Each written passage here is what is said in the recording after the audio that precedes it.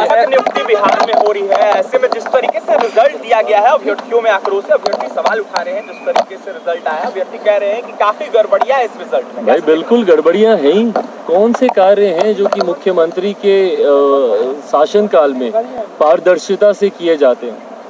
हर जगह से एक बैकडोर खुला रहता है, हर विभाग में एक बैक चैनल ऑपरेट कर रहा होता है कि भाई किस तरीके से भ्रष्टाचार के माध्यम से अपने लोगों की नियुक्ति उसमें कराई जा सके या उन लोगों को प्राथमिकता दी जा सके जिनके साथ कोई लेन देन का हिसाब इस सरकार का हो।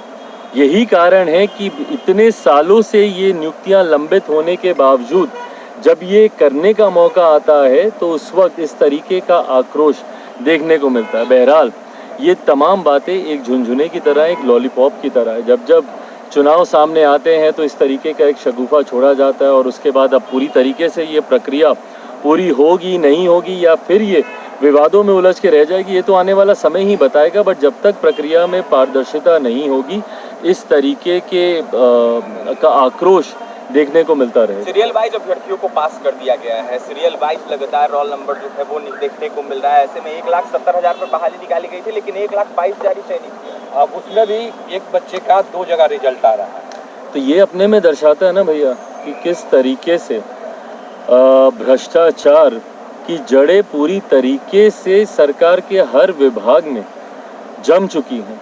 और ये उसी का उदाहरण है। एक एक बच्चे का अगर 2-2 बार रिजल्ट आ रहा है तो ये अपने में दर्शाता है कि कहीं ना कहीं कुछ ना कुछ तो गड़बड़ है और इसकी जांच होनी चाहिए। पर जांच होगी उसके बाद फिर ये प्रक्रिया लंबे समय तक लंबित कर दी जाएगी उसकी आड़ में। 40,000 से ऊपर नियोजित शिक्षक भी इस परीक्षा में शामिल हुए हैं, ऐसा भी कहा जा रहा है।